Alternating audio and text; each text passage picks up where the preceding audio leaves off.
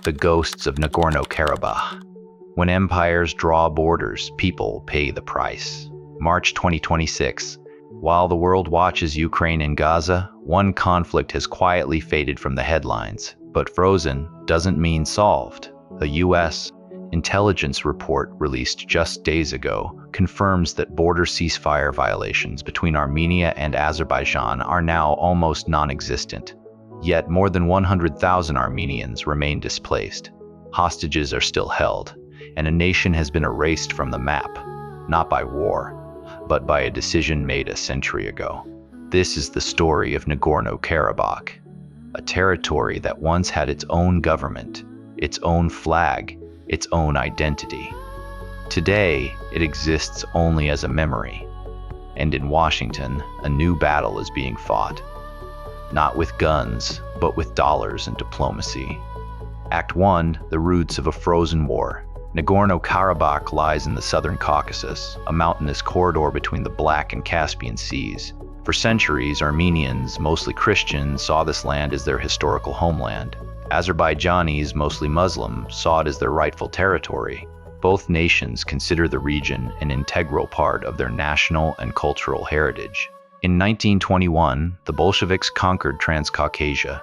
Joseph Stalin's Kremlin decided Nagorno Karabakh, an overwhelmingly Armenian region, was handed to Azerbaijan. On the 7th of July, 1923, the Soviet authorities established the Nagorno Karabakh Autonomous Oblast within the Azerbaijan SSR, a seed of conflict planted deliberately. In 1988, inspired by Gorbachev's reforms, the Karabakh Armenians voted to place the region under Armenian sovereignty. The resolution triggered violence. On the 28th of February, 1988, pogroms against Armenians erupted in the Azerbaijani city of Sumgait, the first mass casualties of the conflict. When the Soviet Union collapsed in 1991, full-scale war broke out. By 1994, Armenian-backed forces not only held Karabakh, but occupied over 20% of Azerbaijan's territory, 7 surrounding districts.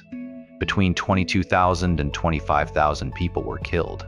More than 1 million Azeris were displaced. A ceasefire was signed on May 12, 1994, but no peace treaty ever followed. For 3 decades, Nagorno-Karabakh existed as a phantom state. The UN Security Council passed 4 resolutions in 1993, Resolutions 822, 853, 874, and 884, condemning the occupation and demanding the withdrawal of Armenian forces. But they were not passed under Chapter 7, so they were not legally binding. The OSCE Minsk Group, co-chaired by France, Russia, and the United States, led negotiations for 25 years. They failed. Act 2, the war that erased a nation. In September 2020, Azerbaijan launched a lightning offensive. With advanced Turkish-made drones, it shattered Armenian defenses. After 6 weeks of fighting, a Russian-brokered ceasefire was signed on the 9th of November, 2020 *. Azerbaijan regained a third of Karabakh, including the strategic city of Shusha. Armenia agreed to hand over 3 districts it had held since the 1990s. Some 2,000 Russian peacekeepers deployed to the region. But the peace was fragile. In December 2022, Azerbaijan imposed a blockade on Nagorno Karabakh, cutting off the Lachin Corridor, the only road linking the region to Armenia. For 9 months, food, medicine, and fuel were cut off. The International Court of Justice ordered Azerbaijan to lift the blockade. Azerbaijan refused. On the 19th of September 2023, Azerbaijan launched a 24-hour military operation. Ethnic Armenian officials reported that Stepanakert and surrounding villages were under intense shelling, aircraft, artillery, missile systems, and drones. At least 32 people were killed, including 7 civilians, and more than 200 wounded. After just 1 day of fighting, the separatist forces surrendered. On the 20th of September, a ceasefire was reached through Russian mediation. The terms were harsh. The Armenian military units must withdraw, the local defense forces must disarm, and the Republic of Artsakh, the separatist government, agreed to dissolve itself by the 1st of January 2024. Then came the exodus. More than 100,000 ethnic Armenians, virtually the entire population, fled to Armenia. Official Armenian figures show 100,417 people crossed the border. A massive explosion at a fuel depot during the exodus claimed around 217 lives. The European Parliament explicitly called it ethnic cleansing. Azerbaijan detained the entire former leadership of Nagorno Karabakh. Ruben Vardanyan, a Russian-Armenian businessman who served as state minister, was arrested on terrorism-related charges. 3 former presidents were also detained. Armenia condemned the arrests and petitioned the International Court of Justice, but with little international pressure, there is little hope of release. Today, March 2026, more than 100,000 displaced Armenians remain in limbo. A U.S. congressional letter released just days ago calls for $100 million in humanitarian aid to support them. The same letter demands the release of Armenian hostages still held by Azerbaijan.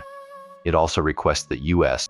military aid to Azerbaijan be prohibited until detainees are freed and Azerbaijani forces withdraw from sovereign Armenian territory.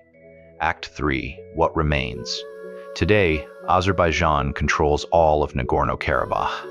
The capital, Stepanakert, is being renamed Hankendi. Al Jazeera television captured footage of the city, once home to 50,000 people, now a ghost town, completely abandoned. Azerbaijan is pouring billions into reconstruction. New roads, new cities, smart city projects. But the Armenian heritage is being erased. Ancient churches are being renovated or their origins rewritten. According to the U.S. congressional letter, Azerbaijan continues to occupy close to 100 square miles of sovereign Armenian territory. Armenian hostages remain in Azerbaijani custody. Congressman Frank Pallone, co-chair of the Armenian caucus, has demanded that the Biden administration, now in 2026, prohibit military assistance to Azerbaijan until these issues are resolved. Why did the world look away? Because Azerbaijan holds energy wealth and controls a vital corridor between Russia and the Middle East. Turkey, a NATO member, backs Baku. Russia, distracted in Ukraine, had no appetite to defend its former allies. The OSCE Minsk Group, France, Russia, and the United States failed for 25 years to produce a solution.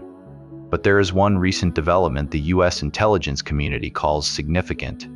On the 8th of August, 2025, a U.S.-sponsored peace summit between Armenia and Azerbaijan created an opportunity for a lasting peace deal. The agreement established the Trump Route for International Peace and Prosperity, TRIP, managed by the U.S., which will connect Azerbaijan to its exclave of Nakhchivan across southern Armenia, unlocking trade flows for both nations. Since that summit, the U.S.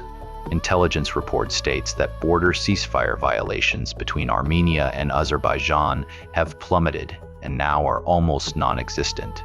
In October 2025, Azerbaijan lifted restrictions on cargo transit to Armenia, and Prime Minister Pashinyan reciprocated within days. Since then, Azerbaijan has shipped gasoline and permitted transshipments of. President Aliyev continues to insist that Armenia change its constitution to remove a reference that he characterizes as claiming Nagorno-Karabakh as part of Armenia, a step that would require a constitutional referendum whose passage is not guaranteed. Meanwhile, Russia has been banned from providing humanitarian aid to the displaced Armenians. Over 140 tons of aid blocked by Armenian authorities. The story of Nagorno-Karabakh is not unique. It is a warning. When empires draw borders, they plant landmines that explode decades later.